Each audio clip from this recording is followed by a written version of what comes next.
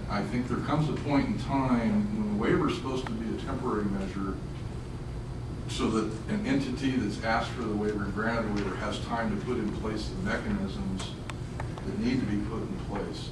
Has there been any dialogue from the city of San Diego as to how they're actually going to get to the point where they're no longer required to have this waiver? Well, here's one board member that gets it. You know, the waiver was temporary back in 1976 to enable San Diego to have time to bring its treatment plant up to standard. You know, now it's 2008, 22 years later, and the secondary treatment standards were only supposed to be the first step.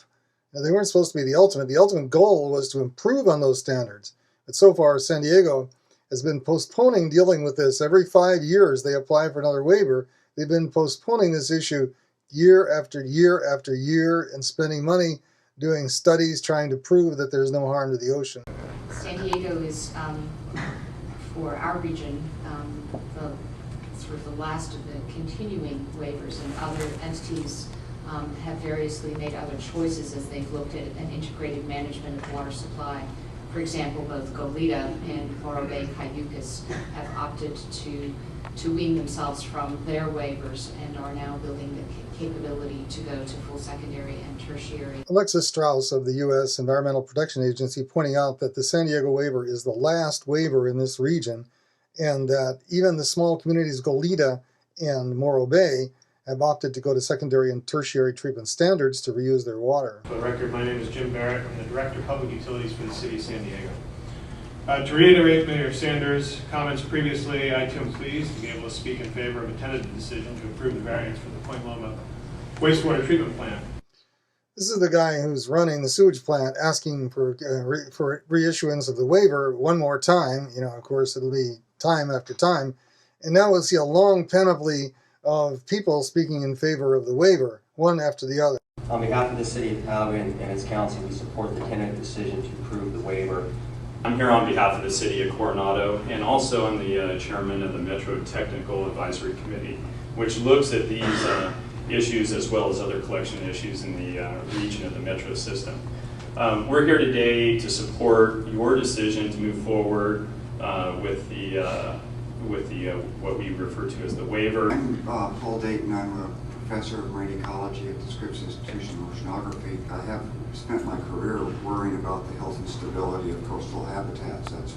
That's what I do for my living. And my main focus of research is, in fact, on the Point Loma kelp forest. My opinion, having looked at this for almost all of my career, is that we have very serious problems in the San Diego region that relate almost entirely to watershed issues, bay effluents, and waste dredge disposal problems.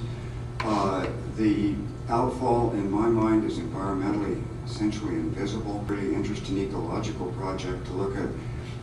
We talked about the press experiments of an outfall, and I envisioned that there would be a press disturbance of nutrients around the zib, and that was before they extended it, and it was very hard to measure anything even back in those days.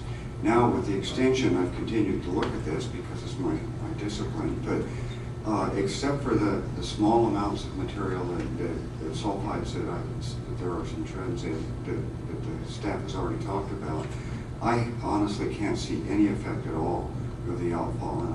Okay, I'm not going to impugn this professor's scholarship, but note that he's made a whole career out of studying the sewage, and he sees that the sewage is not only not harmless, but essentially benign. You know, dumping the sewage is benign. So probably, according to this professor, maybe all the other sewage treatment plants should be dismantled, since basically it makes no sense to treat the sewage to secondary standards, according to this professor.